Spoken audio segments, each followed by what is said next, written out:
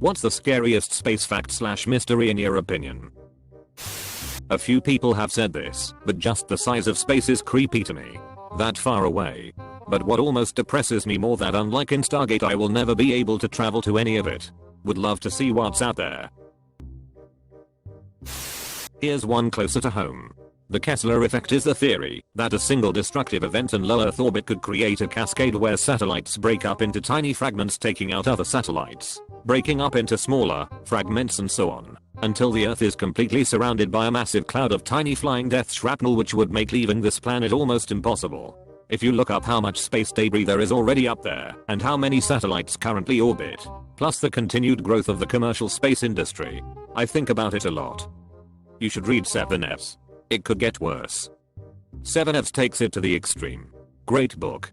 The concept is also explored on a much smaller scale in Peter F. Hamilton's Fallen Dragon.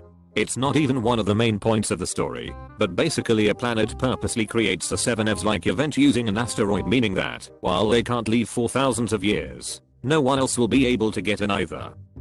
Holy ps, I know Peter F. Hamilton. He was my neighbor about 10 years ago. Nope way. He's one of my favorite authors. It's kind of unbelievable for me to see him mentioned, to be honest, even though I know he's popular in the US, and you do see his name in bookstores here in the UK too. I'd recommend Pandora's Star if you haven't read it, and I'm not biased just because it has my name in it. That's awesome. The Commonwealth series is some of my favorite sci-fi I've read in a long time, but I really like all his stuff. Not scary exactly, more unfortunate, if anything, but we'll probably never be able to properly communicate with alien species. Given the amount of distance between the planets of our solar system, I'd assume the distance to other universes and galaxies is too far to think about right now. If we receive and send a message right now, by the time we hear a reply back, we would probably be a completely different government and societal system. We would just be constantly introducing ourselves. Yeah, they'd really have to do all the legwork on that one. Literally physically get to us for any communication. This visual that either shows how slow light speed is, or how vast space is, depending on which way you look at it. I've seen videos showing the scale of the universe before, but this one really hit home for some reason. The speed of light, the fastest speed possible, looks painfully slow when you look at it in the context of even a fraction of our solar system. We are stuck here, aren't we? Edit. This genuinely seems to trigger some people, so here's a warning, may cause existential dread. Some stars are even bigger than the distance between Mars and us. Imagine, it takes light some time to travel the object producing it. It's crazy. Even crazier is that the photons hitting Earth today are likely hundreds of thousands of years old. It takes them a very long time to make it out of the sun while bumping into us. Crazier than that is the fact that if you lived on that photon, to you, the photon wouldn't even be a millisecond old before it hit Earth and died. Moon's haunted. Hive noises. Hive. Bring a sword. Mobile. Black holes. Say one heading straight towards us was discovered. We'd be complete leaps, right? Very little we could do. To put it in perspective, it's exactly the kind of thing we'll never know about. Because if there was one heading straight toward us, we would be so unequivocal leaps. The absolute best case scenario is to just engage in global information suppression and murder anyone who finds out, so that the rest of the population don't descend into whatever chaos, realizing we are all going to die, and there's nothing that can be done to stop it, would occur. I think the only thing we could do is literally move the planet and/or solar system out of its way. That's the most realistic thing we could do. It might be possible to move the entire solar system using a stellar engine. Well, that would take a long time of research and production. Let's hope that black hole won't be coming in the next 100 years or more. I completely agree. Anton Petrov did a simulation of a stellar mass black hole zipping through our solar system, and it tossed a bunch of the planets off into deep space. That would be a doomsday for sure. I've seen a theory that Planet 9 could be a tiny primordial black hole about the size of your fist. It would explain why we can't find the gravity source out there disrupting orbits. It would be nearly impossible to find, but would have the necessary mass. Personally, I'm hoping it's a mass relay, but I'm not looking forward to the Turian Wars. Just ran some calculations, and a black hole with the mass of what some astronomers estimate Planet 9 to be would have a Schwarzschild radius of about 2 to 5 inches. It would be insanely hard to create something like that, since it could not form naturally from a star as most black holes do. I honestly can't think of any process that would produce such a thing. Yeah, even the paper I read said they didn't understand how it would have been created. The idea was that the Big Bang may have made them, or some other process we don't understand. Ever gone on a road trip and hit a patch where you're just driving for hours and you don't see anything exciting? I've experienced this in Australia, Canada and USA, all very large countries. Imagine doing that for years traveling to another planet. Only to find out that due to a small rounding error, your ship is 1/100th of a degree off, and your century's off course. Rounding error. Or imperial metric differences. Vacuum decay is one of the scariest concepts to me. We don't know if it exists, and we won't know until it's too late. On the other hand, you'll never know. You'll just blink out of existence one day, so nothing to worry about. Either way, nothing really matters. The Great Attractor. A thing that affects the motion of galaxies for hundreds of millions of light years. It's thought to just be a bigger bunch of galaxies. I went to Google to see if there was a formal name for a cluster of galaxies. Supercluster was what I got. Awesome. I'm just gonna assume they call a cluster of superclusters a super duper cluster, and I'm not gonna go look it up and be proven wrong. Super duper cluster. I like it. Got her into it. Hey, Griff, how about that? A cluster of superclusters is actually known as the universe. Map says right there they are called super duper clusters. On the surface of Mars right now is a blur CD. God help us if aliens find that first. You need to answer this, and it is vitally important. What blur CD?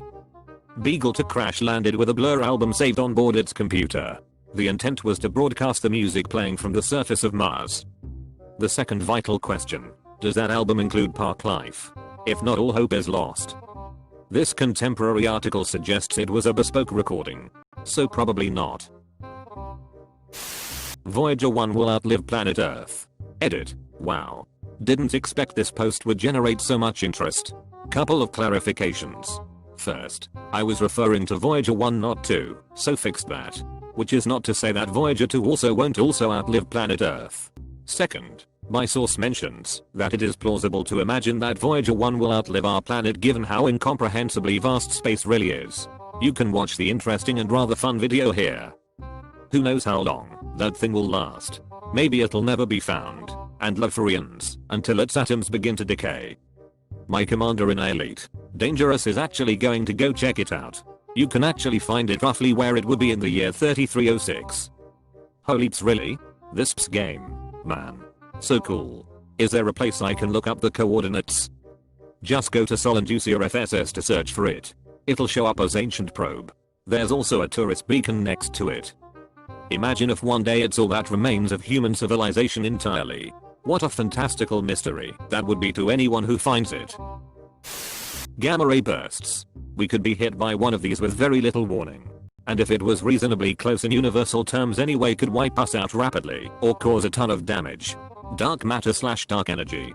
The fact that about 95% of the universe is made up of matter we can't see or detect is pretty unsettling to think about. Also, while not a fact per se, I like to think that perhaps the answer to the Fermi paradox is that there are billions of advanced alien life forms out there, but they are physically unable to reach us due to technological limitations. Perhaps interstellar transport is only theoretical, and any aliens capable of reaching us are unable to do so in an acceptable length of time. Proxima Centauri may take 25 years for unmanned spacecraft to reach us going 20% the speed of light. But perhaps it's impossible to transport actual life at these speeds without dying. So advanced civilizations have realized the futility of trying to contact other species and have simply given up. Been searching for a comment saying gamma ray bursts. I remember when I was taught about them, I was gone ups myself or mayo. Rogue planets. Planets that do not follow any given orbit. They may have been in an orbit at one time, but now they refuse to play by the rules. They were most likely knocked out of their orbit by another body, and now they are set on doing the same. There's a strangely artistic movie called Melancholia that has such a planet. That part of it is disturbing. Is it the Lars von Trier film that Mike Stocklesser likes to reference? Yes to the first one, and I don't know who the second one is. I don't even know if I can recommend it, because I still don't know if I even like it. But I've seen it twice, and do think von Trier depicts major depressive disorder in a very accurate light. Kristen Dunst kills that role. Since we are on the subject of obscure art house space movies, and because I tend to ramble, I do recommend Another Earth. Super surreal artsy movie that was surprisingly touching. I can't accept the fact that there is no end in space. But if there is indeed an end, then what's beyond it? I'm stuck in absurdity. Edit. In the numerous answers I've received, the one that seems to come back the most is the universe is curved. You would end up back where you started. Seems fair enough. Then again, that wouldn't mean there is no limit. On the contrary, that would just mean we are trapped in, or on the surface of a sphere, but there is still a limit to this sphere. So the question remains, what's beyond it? At the end, there is either infinity or nothingness. And what the hell is my little brain supposed to do with that? Psst. I know, right? Our brains have no way to comprehend it. Like, I try to, but my brain is like nah. I think the even harder thing to comprehend is the theory that there is no beginning to time. It's just always been. I know we all hate edits, but let me expand on this. We have been conditioned to believe from birth, even regarding our very own personal lives, that there has always been a first anything, even when it comes to infinity. We all know that pi starts at 3, so there is no first thing that has ever happened in existence. Think about that.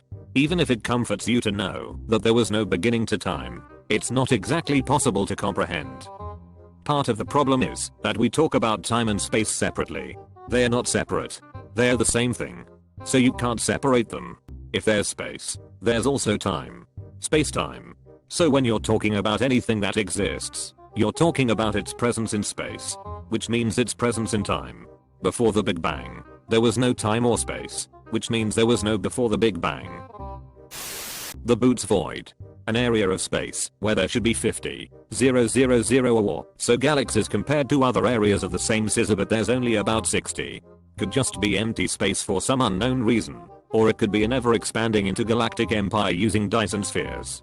Also, I think it appears to be growing, but that could just be galaxies moving away from the void.